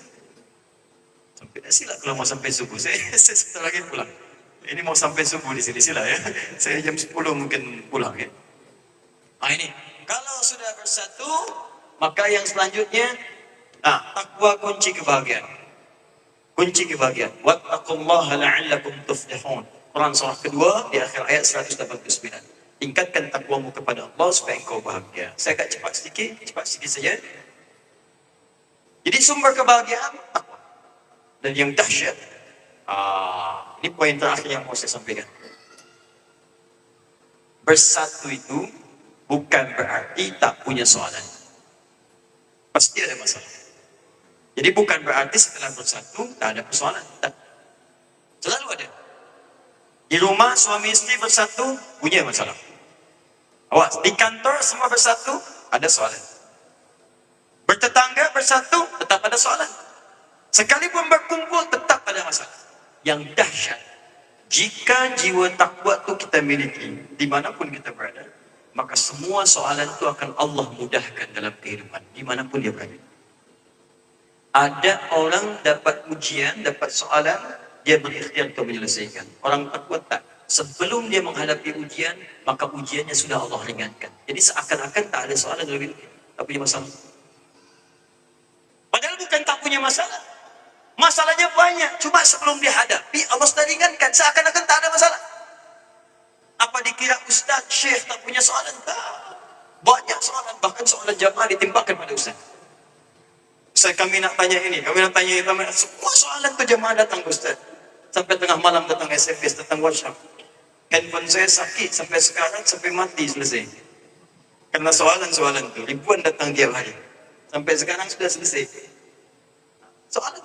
Apakah berat? Tak. Yang ada nikmat. Rasanya kalau tak ada soalan sehari itu, tak senang, tak seronok lah hidup. Ya. Ada orang menambahkan soalan, tiap hari datang, tapi ringan. Dia orang takwa tu bukan masalah yang dilihat. Karena kedekatannya dengan Allah semua menjadi solusi. Di jalanan ada macet. Kalau tak punya nilai takwa, tak bahagia rasanya. Maaf, macet ni, lampu merahnya lama, hijaunya sebentar. Klakson bunyi, pim. Pasang status, cukup Putrajaya macet, tak biasa je. Itu apa? Orang takwa tak? Macet, Alhamdulillah, ya Allah, kau beri aku kesempatan untuk mendengarkan murattal Al-Quran. Dia bunyikan murattal. Dia dengarkan. Setiap lampu merah, targetnya satu ayat. Lampu merah, satu ayat. Lampu merah, satu ayat. Orang tak Tuhan kerjakan, Tuhan lakukan. Berapa lama masuk pergi untuk bekerja, bolak-balik tiap hari? Kenapa tak buat manhaj untuk mendengarkan hafazan Quran setiap lampu merah satu ayat? Pensiun selesai bekerja, jadi penghafaz Quran. Nikmat semuanya tu. Karena tu Allah sampaikan di Quran surah ke-65 di akhir ayat ke-2 sampai 3. Wa may yattaqillaha yaj'al lahu makhraja wa yarzuqhu min haitsu la yahtasib. Siapa yang mampu meningkatkan takwanya kepada Allah, jangan dulu bicara persatuan. Kata Allah, semua masalah akan diringankan, diberikan solusi. Bentuknya menggunakan nakirah, tak ada alif lamnya, makhraja. Ada al-makhraj, ada makhraj. Kalau al-makhraj, itu namanya ma'rifat. Spesifik, satu saja. Seperti artikel the dalam bahasa Inggris. Car, banyak di luar. The car, yang ini, bukan yang ini. Allah tak cakap, Allah tak katakan, wa may yattaqillaha yaj'al lahul makhraja. Yang Allah sampaikan, wa may yattaqillah yaj'al lahu makhraja. Siapa yang mampu meningkatkan takwa kepada Allah? Man, ism mausul. Awas. Isim mausul, konjungsi. Menunjuk pada subjek sekaligus objek. Dan sifatnya bentuknya umum. Tunggal, laki-laki, perempuan. Bisa tua, bisa muda. Siapapun, setiap orangnya. Dikata Allah, siapapun kau, aku tak peduli. Mau kau laki-laki, perempuan kah, tua kah, muda kah, kau bisa tingkatkan takwa, maka aku akan berikan solution dari semua problem kehidupan kau alami. Yang dahsyat, wa yarzuqhu min haitsu la yahtasib. Jangankan rezeki yang engkau kerja keraskan itu sampai berselisih satu dengan yang lain. Bahkan yang tak kau cari, aku datangkan kepadamu begitu mudahnya tanpa kau duga. Takwa. Dia bicara takwa ini panjang, bisa lewat subuh besok. Takwa. Kalau kita ingin bersatu, maka asasnya takwa. Tapi kualitas kata Al-Quran itu lebih penting. Dan yang terakhir, yang hebat nih, Quran surah ke-8 ayat 29. Ya ayyuhalladzina amanu taqullah. Ya ayyuhalladzina amanu in tattaqullah yaj'al lakum furqana wa yukaffir 'ankum sayyi'atikum. Hai orang-orang beriman, jika kalian mampu meningkatkan takwa, Allah, kami berikan engkau sebagai bagian yang berbeza. Manusia beza. Berikan furqan. Bisa membedakan mana benar, mana salah. Di sumber perpecahan itu, dia tak bisa bedakan mana benar, mana salah. Yang bahaya itu, dia sudah tahu, tapi dia kerjakan. Banyak orang tahu, berdusta itu dosa, tapi masih berdusta. Banyak orang tahu, berselisih itu dosa, tapi masih berselisih. Tapi orang yang mendapat furqan, dia paham, ini dosa dia tinggalkan, ini baik dia lakukan. Furqan.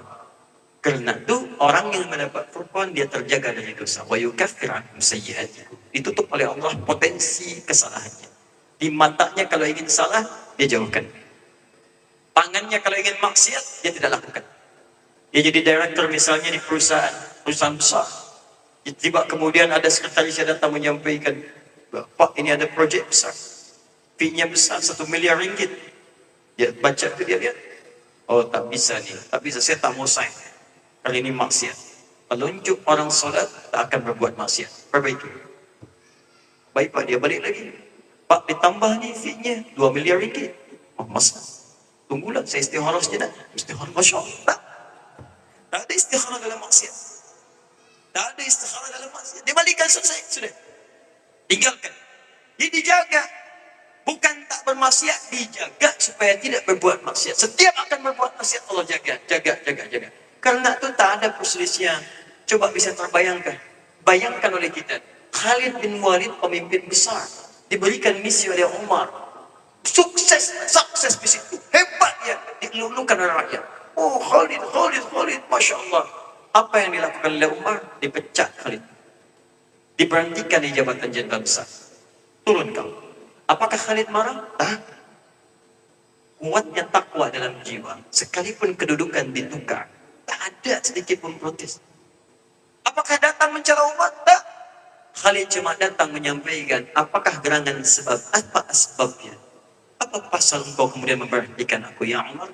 Kata Umar, aku melihat banyak rakyat mengeluh-elukan, dan aku melihat potensi syaitan kemudian bisa menggoda engkau, sehingga dengan itu kita bisa terjebak dalam perpecahan. Diangkat. Ini pintu masuknya syaitan. Mengerti Khalid, maka dia bersabar dengan itu. Tak apa, tak ada masalah. Aku akan tetap menjadi prajurit yang membela bangsa dan negara. Khalid. Sekarang baru pindah sikit, sudah marah. Tukar posisi di pekerjaan, sudah gelisah. Kemarin director, sekarang manager, protes. Ya, kemarin tinggi, sekarang rendah, berselisih. Sampai kemudian berbuat makar dan sebagainya, sampai berbuat hal-hal yang buruk dalam kehidupan. Hanya karena pekerjaan saling menyakiti. Hanya karena mau ujian ingin dapat predikat yang tinggi, saling kemudian menjahili. Apa pasal? Ini dia. Karena tak tercegah dari perbuatan buruk akibat takwa yang tidak muncul. Maka dari itu disimpulkan di Quran surah ketiga Ali Imran ayat 102 sampai dengan 103. Jika kita ingin i'tisam bihablillah wala tafarraqu, menyatu kerana Allah, tali Allah dengan asbab kitabullah dan hukumnya dan tidak terpecah belah, maka dasar pertamanya inilah kalimat yang sering disebutkan oleh Nabi setiap membuka majlis beliau. Apa kalimatnya? Menyitir Quran surah ketiga Ali Imran ayat 102. Ya ayyuhalladzina amanu taqullaha haqqa tuqatih wa la tamutunna illa wa antum muslimun. Hai orang-orang yang beriman, jika sadar kau merasa beriman, hal pertama yang harus kau kerjakan, tingkatkan takwa kepada Allah dengan sebenar-benarnya takwa. Jaga itu semua dan jangan sampai kau wafat kecuali menjadi muslim yang patuh untuk menjaga nilai takwa di hadapan Allah Subhanahu wa taala. Setelah itu baru bicara tentang persatuan. Itulah formula yang paling utama yang bisa menyatukan ummah, dan setelah itu dikerjakan, maka jadilah kita semua bersaudara. Saya ingin mengajak kita semua seperti Nabi SAW persaudarakan Ansar dengan Muhajirin, maka sila kita bersaudara. Itulah sebabnya kita diminta untuk menunaikan solat berjamaah, datang ke masjid supaya kenal satu dengan yang lain. Jangan sampai ada orang duduk hanya sekedar duduk pulang, tak kenal siapa duduk di sampingnya. Bahkan Jumat tu lebih dahsyat lagi, semua orang berkumpul supaya bisa tengok siapa yang duduk di samping dia. Barangkali ada orang sakit tak mampu, dia pergi ke rumah sakit, dia bertemu dengan doktor, diberikan obat di situ. Ada orang yang punya pekerjaan, bertemu dengan orang yang tak ada pekerjaan, pengangguran dia bertemu, diberikan solusi. Bisa berjumpa di situ. Karena itu Jumat itu solusi. Ini sekarang orang duduk Jumat datang dengan khutbah, kadang mengantuk, tertidur, solat lantas pulang. Apa yang didapat? Ada yang perlu kita kembangkan. Jangan bicara dulu hal yang tinggi-tinggi, sementara hal yang kita kerjakan setiap hari itu lepas dari makna dan tiada guna dalam kehidupan. Jadi itu yang coba kita sampaikan. Sekarang saya ingin katakan, ayo semua bersaudara. Saudara, eratkan persatuan kita, dan mulai sekarang kita coba tingkatkan takwa kerana Allah Subhanahu wa taala dengan belajar tuntunan syariat yang benar. InsyaAllah banyak, saya yakin guru-guru, ustaz-ustaz syekh-syekh di Malaysia ni, Putrajaya ke Kuala Lumpur ke di Penangkat atau yang lain, saya yakin banyak hadiri majlis-majlis mereka. Dekatkan diri dengan Allah Subhanahu wa taala. Jangan cukupkan pada satu ustaz saja.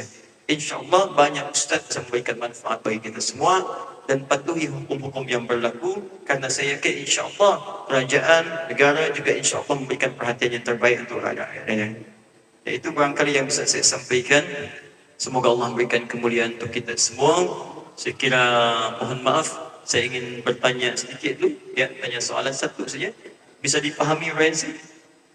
Faham insyaAllah? Mengerti? Baik, saya mau tanya sejenak, mau mengamalkan isi Al-Quran? Siap insyaAllah? Siap? Saya coba tes satu soalan ya. Ya, Quran surah kelima Al-Ma'idah ayat 100 sampai 101. Siap mengamalkan? Ya ayyuhalladzina amanu la tas'alu an asya'a in tubdalakum tasukum. Hei orang-orang yang masih merasa punya iman, kalau uraian tu kuliah tu sudah jelas disampaikan, maka jangan banyak disoal lagi. Jangan banyak ditanya lagi, khawatir nanti banyaknya soalan menjadikan yang jelas menjadi tidak jelas nantinya. Baik, jelas uraian saya insyaAllah? Adakah pertanyaan soalan? Tak ada, alhamdulillah. Ya, insyaAllah ini jumpa saya terakhir di masjid ni. Saya mengucapkan syukur kepada Allah Subhanahu wa taala, mengucapkan beribu terima kasih kepada pengelola Masjid Tuanku Mizan Zainal Abidin. Semoga Allah Subhanahu wa taala merahmati, mengampuni dan memberikan pahala-pahala berlipat atas semua sedekah jariah yang berlaku di masjid ini. Demikian bagi saudara-saudariku sekalian, keluargaku di Malaysia ni, kita bersaudara, dan saya berdoa semoga Allah seperti Allah kumpulkan kita di masjid ini, Allah jumpakan kita dan kumpulkan kita di akhirat insya-Allah dalam naungan surga Firdaus bersama Rasulullah sallallahu alaihi wasallam. Allahumma taqabbal minna innaka antas samiul alim wa tub alaina innaka antat tawwabur rahim. Allahumma nahmaduka ya Allah hamdan syakirin, hamdan na'imin, hamdan yuwafi ni'amahu wa yukafi'u mazidah. يا ربنا لك الحمد ولك الشكر كما ينبغي لجلال وجهك الكريم ولعظيم سلطانك. اللهم صل وسلم وبارك على حبيبك الكريم رسولك الأمين سيدنا محمد وعلى آله وصحبه وأمته إلى يوم الدين. ربنا لا تدع لنا في مقامنا هذا وفي كل مقام ذنبا إلا غفرته، ولا هما إلا فرجته، ولا دينا إلا قضيته، ولا مريضا إلا شفيته، ولا حاجة من حوائج الدنيا والآخرة فيها لك رضا وفيها لنا الصلاح إلا قضيتها يا أرحم الراحمين. اللهم يا الغافر الغفار والغفور الرحيم اغفر لنا ذنوبنا يا أرحم الراحمين، واجعلنا من أهل القرآن، واجعل القرآن صحيبا لنا في الدنيا وشفيعا لنا في الآخرة يا رب العالمين. اللهم زين حياتنا بزينة القرآن، ونور قلوبنا بنور القرآن. اللهم توفنا يا الله مسلمين كأهل القرآن، اللهم وفقنا مسلمين كأهل القرآن بحسن الخاتمة، بقول لا إله إلا الله محمد رسول الله، وإجابتك يا أيتها النفس المطمئنة ارجعي إلى ربك راضية مرضية فادخلي في عبادي وادخلي جنتي. اللهم يا الله علمنا ما جهلنا، اللهم وفقنا فيما تعلمنا، وفقنا يا الله لنعمل ما تعلمنا بها.